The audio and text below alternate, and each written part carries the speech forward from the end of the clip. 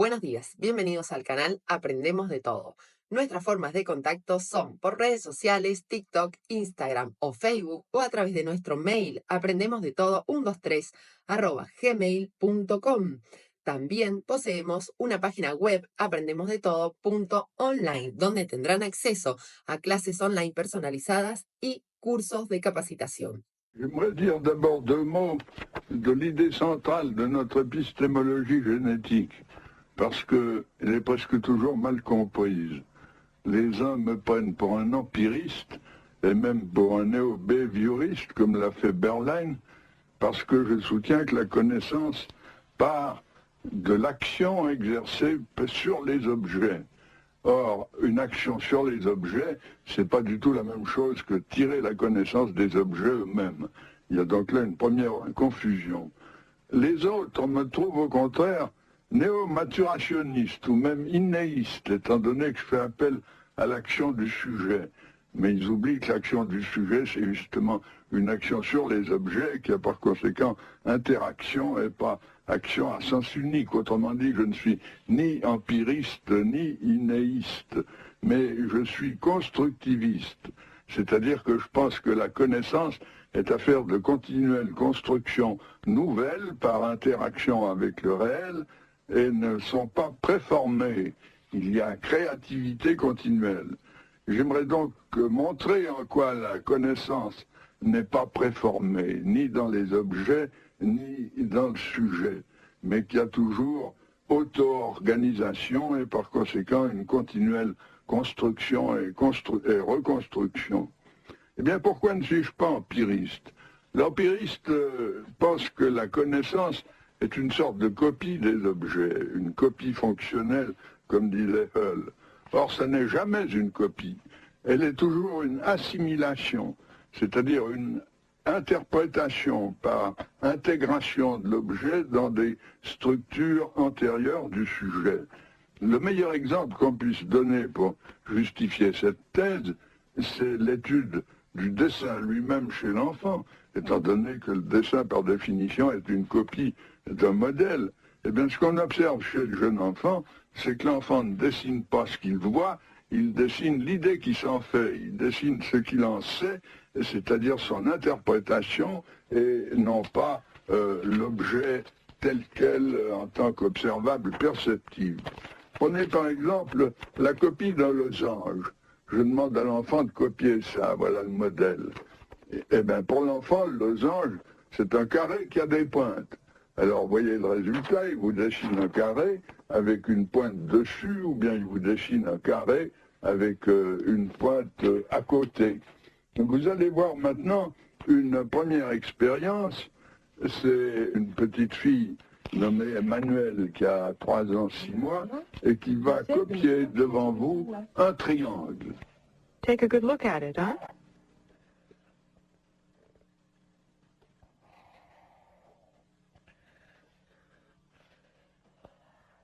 Like that. Like that? And then the corners here. Little what? Little points here, see? Yes. Ce triangle, elle le conçoit comme une sorte de carré auquel elle rajoute 3 pointes. Des pointes qui sont d'ailleurs arrondies et pas pointues, mais qui représentent dans son esprit, elle le dit, 3 pointes. Autrement dit, critique de l'empirisme, la connaissance n'est jamais uniquement moulée sur les observables, elle ne consiste pas en observables purs, mais toujours en interprétation par assimilation à des structures préalables. D'autre part, pourquoi ne suis-je pas innéiste ou a prioriste?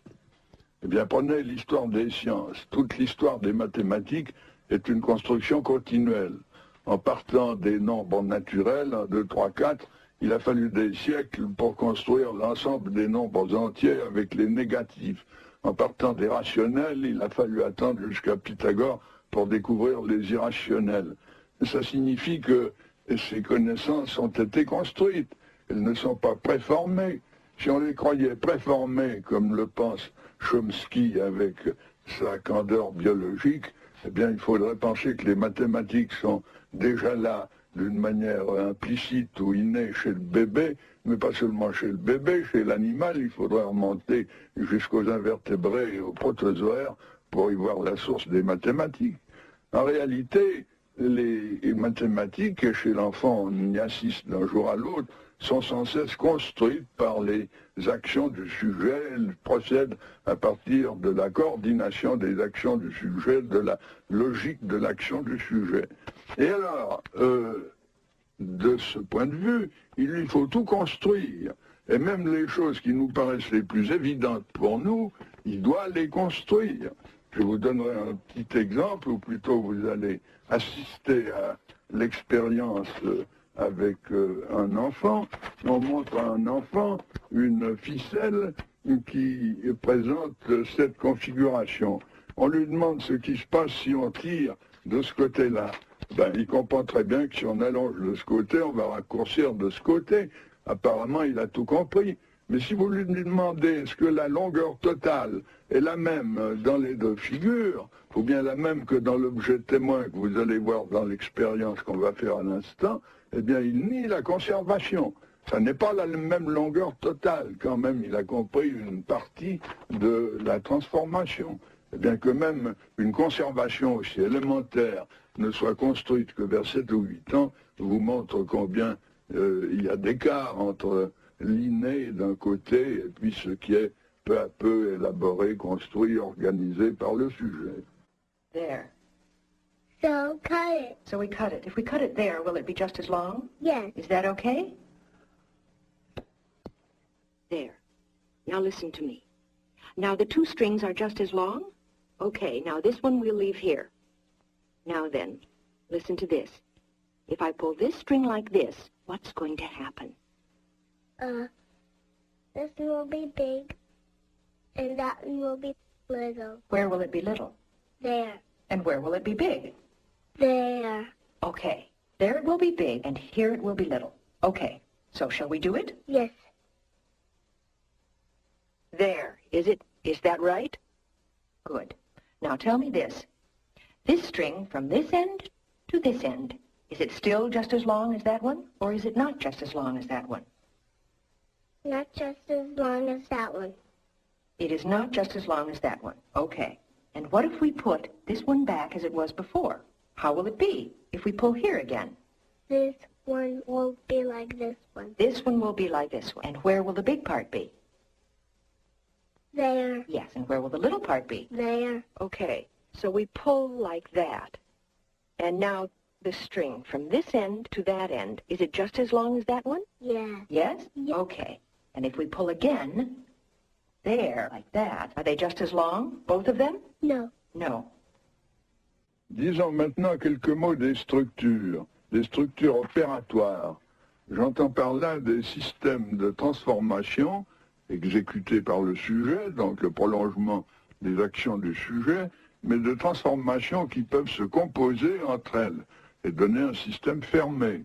Exemple, une classification ou bien une sériation, dont vous verrez tout à l'heure un exemple expérimental, ou bien une table à double entrée, ou tout ce que vous voulez. Et pour ce qui est des opérations, je les définirai comme des transformations ou actions du sujet et qui peuvent être retournées, qui sont réversibles. Exemple, l'addition, dont l'inverse est la soustraction. Or, nous avons étudié longuement les structures des stades des avant-langage et à partir du langage. Une objection continuelle qu'on nous fait, et surtout chez les anglo-saxons, c'est que la structure n'existe que dans l'esprit de l'observateur, du psychologue, et que la structure n'est pas comme telle dans l'esprit de l'enfant. Eh bien, à cela, j'ai une réponse qui me paraît bonne, c'est que je définis la structure comme étant ce que l'enfant sait faire et non pas ce qu'il en pense.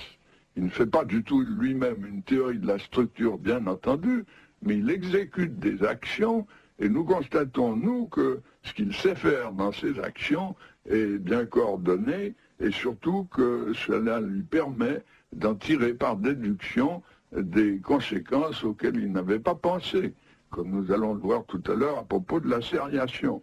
Autrement dit, la structure, c'est en fait un ensemble de pouvoirs coordonnés que le sujet a acquis et dont le théoricien peut formuler les lois d'une manière abstraite, mais dans l'esprit de l'enfant, ça n'a rien d'abstrait, ça n'a même rien de théorique, c'est l'ensemble de ces pouvoirs coordonnés entre eux.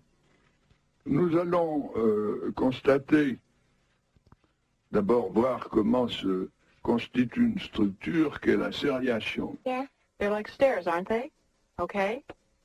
I'm going to give you these sticks here, and you try to put them together so they make stairs. Okay? Put them there, okay? Good. I'm spreading them out a little bit. Les jeunes enfants, antérieurement aux opérations, au niveau préopératoire, se bornent à faire des couples, des petits et des grands. Et le premier des sujets que vous allez voir, Barbara, à 3 ans, 6 mois, se borne à disposer ses bâtons qu'en petits et en grands. Little ones go there. The little ones go there? And the big ones? There. Well then, put them... Can you show me once again, a little louder? The big one's here, the big one's here, the big one's here, the big one's here, the little one's here. Yes, that's fine. You put the big ones here and then the little ones here. That's fine.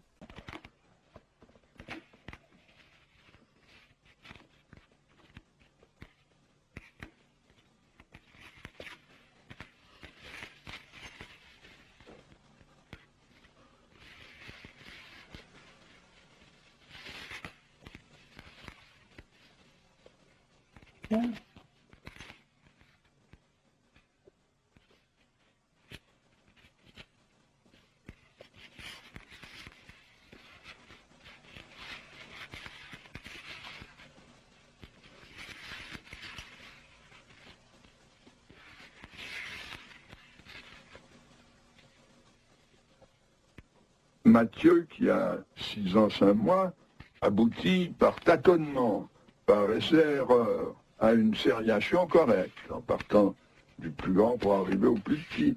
Il n'a pas un programme au moment où il commence à construire sa série.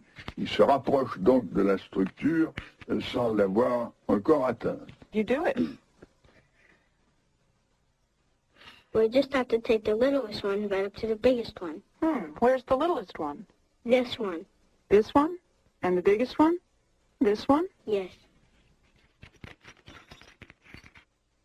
First I'm going to stand them all up and see which one is the biggest.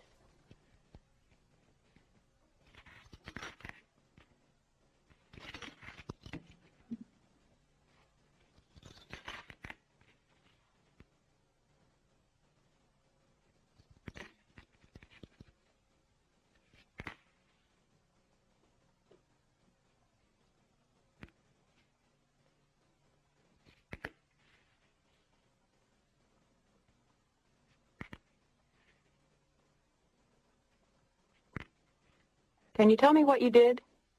Well, I first I looked at which one was the biggest. And then? And then I looked again at which one was still the biggest, still. And then? And then I saw that it made stairs, that there. So I put that one after, and there it was. Catherine, qui a 9 ans, elle, possède la structure. Elle emploie une méthode opératoire pour la construire. Elle dit, j'ai regardé lequel était le plus grand, et puis ensuite, lequel était encore le plus grand, et ainsi de suite. Elle prend toujours le plus grand de tous ceux qui restent. Autrement dit, dès la construction de la série, elle aboutit à une méthode exhaustive sans avoir besoin de tâtonnement. Eh bien, de cette conquête d'une structure, elle peut tirer des conséquences nouvelles auxquelles elle n'avait jamais pensé. Then this one. 7? 7. You counted them fast, Yes, I did 3 plus 4, I looked. And how many of the sticks are there that are smaller than this one?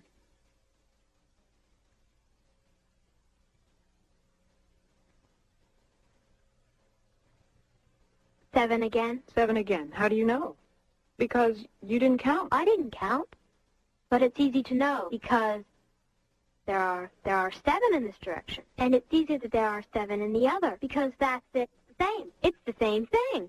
Comme vous venez de voir, on lui demande combien il y a d'éléments plus grands que le plus petit, elle les compte, et ensuite on cache et on lui demande combien il y a d'éléments plus petits que le plus grand. Elle n'a pas besoin de les compter, elle déduit tout de suite que ce sont les mêmes, et elle répond 7 comme elle avait compté 7 dans l'autre sens.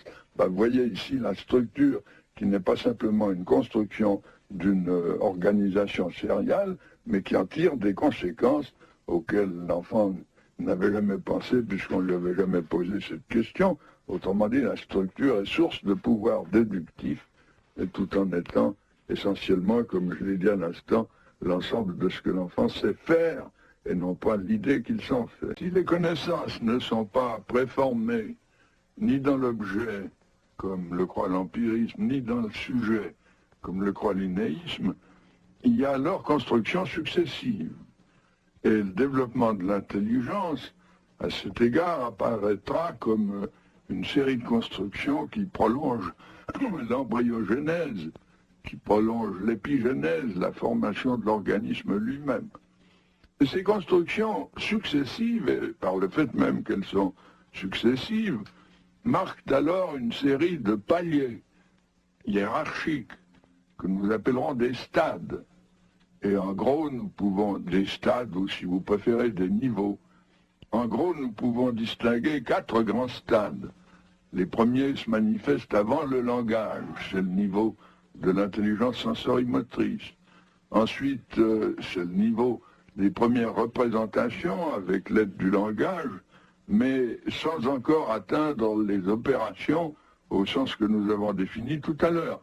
Ce sera la période préopératoire, dont vous venez de voir des exemples à propos de la sériation avant que l'enfant atteigne l'opération.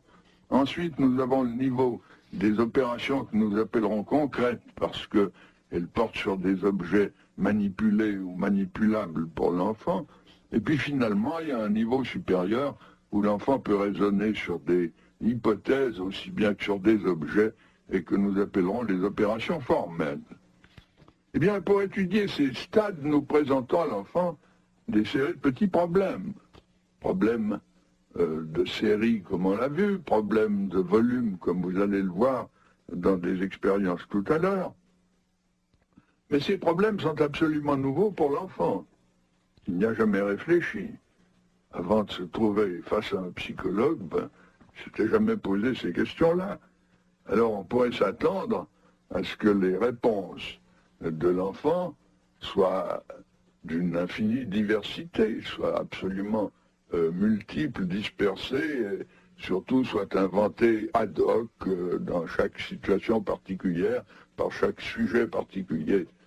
Eh bien, ce qui est au contraire d'étonnant, et cet étonnement, je l'ai depuis 50 ans que je travaille dans ce domaine, ce qu'il y a d'extraordinaire, c'est qu'aux mêmes âges, des enfants d'un même milieu, j'entends par milieu la collectivité adulte, les enfants d'un même âge, en gros, donnent toujours les mêmes réponses.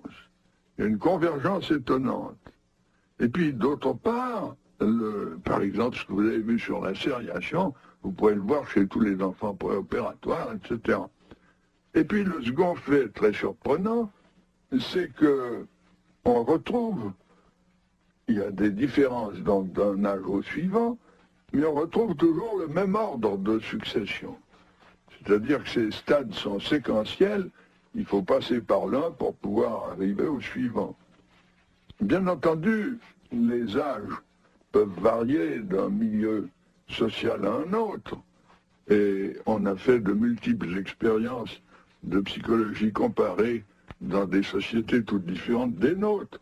On a étudié nos stades en Afrique, on les a étudiés chez les Indiens d'Amérique du Nord, en Asie, etc. C'est toujours la même succession. Les âges peuvent varier suivant le milieu. Prenons un exemple de variation, ce sont les recherches faites en Iran. Chez les petits écoliers de Téhéran, les âges sont les mêmes que chez les petits écoliers de Genève. Tandis que les mêmes questions posées à de petits analphabètes de la campagne ou de la montagne donnent des réponses qui sont en retard d'environ 3 ans par rapport aux citadins et aux scolarisés, mais l'ordre de succession est toujours le même, c'est-à-dire qu'on retrouve les mêmes stades. Alors, ces stades, j'aimerais les illustrer en vous montrant la succession des réactions en face d'un problème qui est le problème de reproduire un volume avec une maison, un édifice dont la base change. We'll say it's the ocean, this blue cardboard. Huh? We'll say it's the ocean. You know the ocean? Have you ever seen the ocean? And in the ocean, we put some islands. They're islands. Oh, yes. Okay? Yes. A big one. A big one. Yes. And on one island, we built a house. Mm. You see, it just fits on the island. It's built on the whole island, but it doesn't go off it. Now, what I'd like for you, with these blocks, you build a house, too, on that island here. On the whole island, huh? But without going off it, huh? And I'd like that house to have just as much room as this one here. Okay. Do you understand? Just as much room as in this one. More? Just as much. Okay? Go ahead.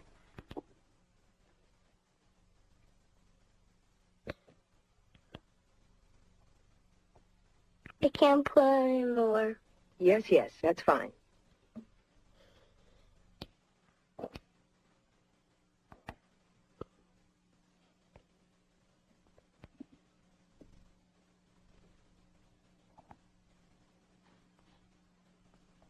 There.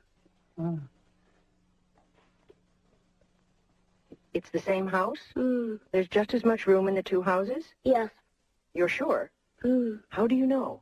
Because I see. How do you see? You can lift that one if it helps you. You can pick it up. Show me. I don't see very well. Ah, yes. I didn't mean like that. Okay. But show me how you see there's just as much room in the two houses. Because I see they're just this big. And if they're just as big, like that, there's just as much room in them? Yeah. You're sure? Yes. Donc, le plus jeune, à 4 ans, n'a aucune idée du volume. Il a beau comprendre qu'on lui demande de faire une maison qui contient la même place, la même chose de place, comme nous disons en français enfantin, eh bien, il cherche simplement une maison de même hauteur. Et son idée de l'égalité unidimensionnelle lui donne l'impression d'une égalité générale.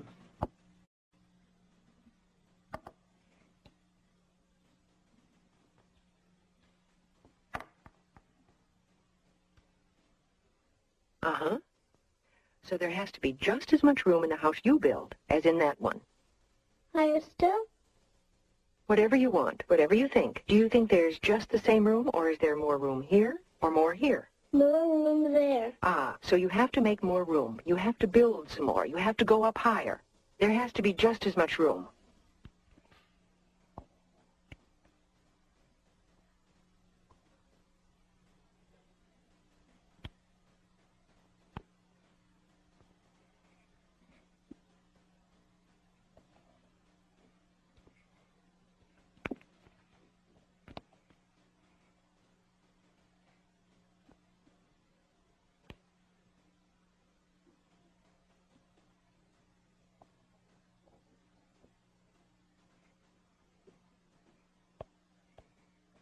Do you think that there's just as much room there and there, or not? No, because there it's thinner. Aha, very good. So what would you have to do to have just as much room? Make it bigger. Then make it bigger. On this side? Hey, can you build in water? No. So how can you make your house bigger? I don't know.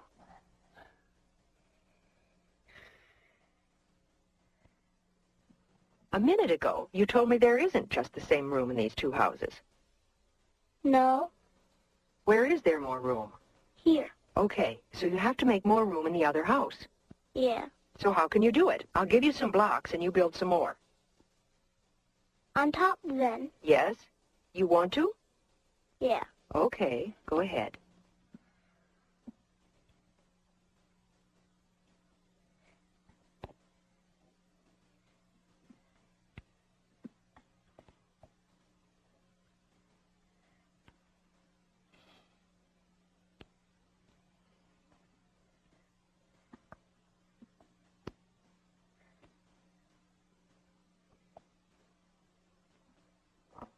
So, you think that's okay now? A little bit more. A bit more? Go ahead.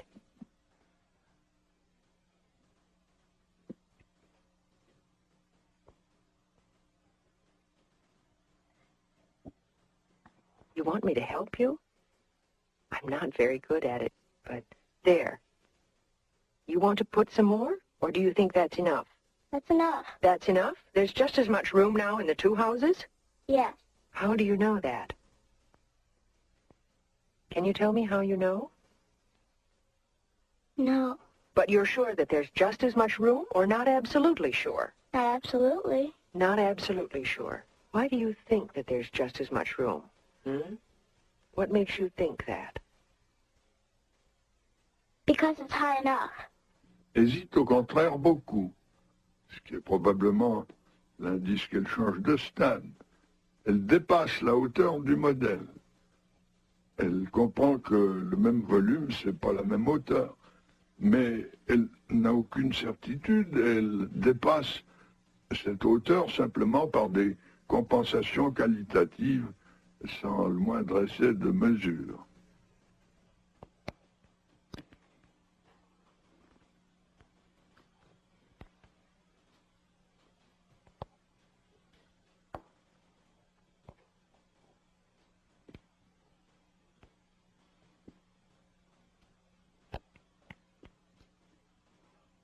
There. Okay. We'll straighten it out so it doesn't fall. So, there's just as much room as in this one? I think so. I'd like you to be sure.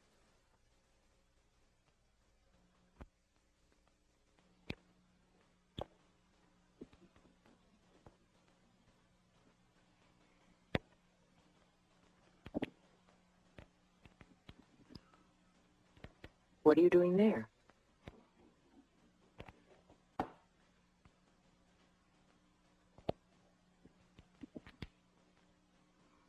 There, sure. That way you're sure? Okay. How are you sure? What did you do there to be sure? Well, that's exactly the right size of a square. Yes. So if it's that high, that makes that, the size of the square more. Yes? So that's better. So what you're saying, if I got it right, it's just as high No, it's more. at first, and then it's the same size as the square on top? Yeah. Is that it? Yeah. That's what you meant? Okay, and that's how you're sure that there's just as much room? Yes. 6 ans et demi, au contraire, vous montre un début de mesure. Il comprend que le dépassement de la hauteur du modèle est nécessaire, et il n'y a à cet égard plus de problème pour lui, mais il fait des compensations quantitatives qui demeurent insuffisantes. Il mesure en cube unité, un point c'est tout.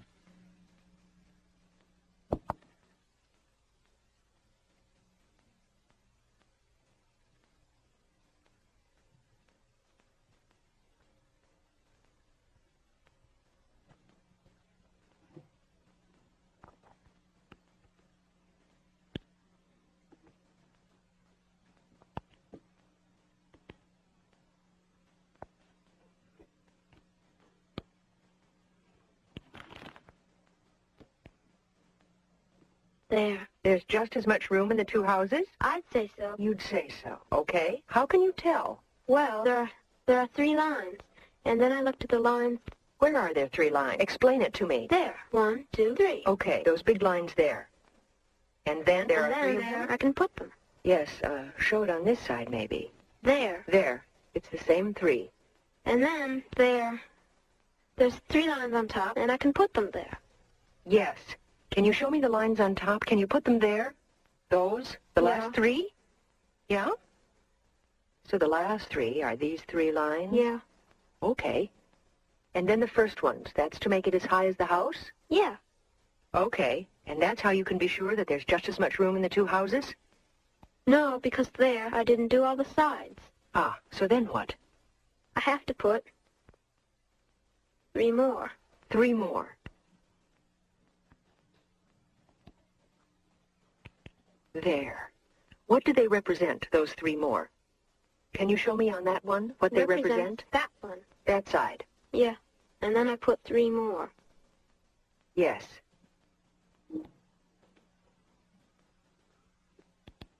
They represent this side. So now you have which ones that are done? That one, that one, that one. I only have to do that one. Okay.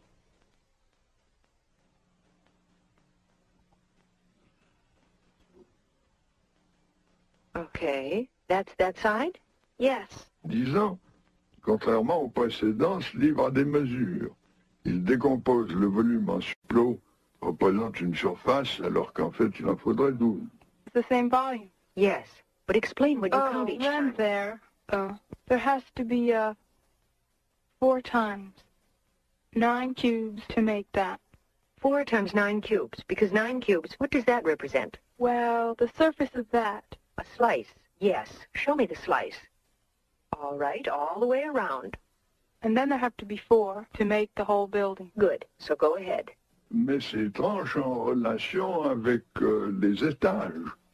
Et ce livre, ainsi, non seulement a une quantification numérique, c'est-à-dire de la mesure, mais elle procède à une multiplication. 9 par tranche, 4 étages, ben ça fait 36 plots pour donner le même volume. Le problème est donc résolu, et comme vous voyez, il a été résolu par des étapes qu'il est facile de caractériser, et étapes que nous retrouvons d'une manière très générale partout où nous étudions cette même épreuve avec la même technique. You count 3 times 4. Is that it? Yeah. Le premier effet frappant dans le développement des connaissances, c'est évidemment leur créativité continuelle. À voir tout ce que le bébé, avant le langage, pendant les 18 premiers mois de l'existence, arrive à construire dans le domaine de l'objet permanent, de l'espace, du temps, de la causalité, etc., on est stupéfait de ce nombre de constructions spontanées qui ne sont évidemment pas dictées par l'adulte. De même, la construction des structures opératoires dont nous avons parlé tout à l'heure. Le deuxième fait frappant, c'est la régularité et la généralité des stades de ces constructions dans leur succession. Comme je le disais, on retrouve partout les mêmes stades et les mêmes successions. Il y a donc dans ces faits un certain nombre d'enseignements à en tirer. D'abord pour la psychologie. Pour la psychologie, parce que expliquer un phénomène psychologique, c'est retracer sa formation. Autrement dit, la psychogénèse me paraît le terrain de l'explication en psychologie. En second lieu, bien entendu, il y a des applications pédagogiques possibles. En troisième lieu, il y a un grand enseignement épistémologique, c'est-à-dire qu'en voyant comment la connaissance se construit, nous comprenons mieux sa nature. Et nous sommes en train, avec mon collègue Garcia, qui est un grand physicien, de chercher, d'écrire un volume ensemble et de chercher les mécanismes communs entre la construction des connaissances élémentaires chez l'enfant et la construction des connaissances en général dans l'histoire des sciences. Et ces mécanismes communs, on en trouve pas mal. Pensez aux notions de conservation, aux structures opératoires, aux modes d'abstraction, etc. Par ailleurs, nous continuons naturellement nos recherches. Nous sommes loin d'avoir terminé ces explorations. Nous étudions en ce moment comment une connaissance qui vient d'être acquise peut s'ouvrir sur de nouvelles possibilités, engendrer des nouvelles connaissances. Et nous étudions par ailleurs comment ces nouvelles connaissances finissent par devenir nécessaires, c'est-à-dire comment s'élabore la nécessité logique et logico-mathématique. Si te sirvió este video, recuerda regalarnos un me gusta, suscribirte y compartir nuestro contenido para que el canal siga creciendo. Si deseas contactarte con nosotros, puedes hacerlo a través de nuestras redes sociales, TikTok, Facebook o Instagram, o a través de nuestro mail aprendemosdetodo123@gmail.com. Si deseas más información sobre clases online personalizadas o cursos de capacitación, puedes hacerlo a través de nuestra página web aprendemosdetodo.online. Desde ya, muchas gracias. Adiós.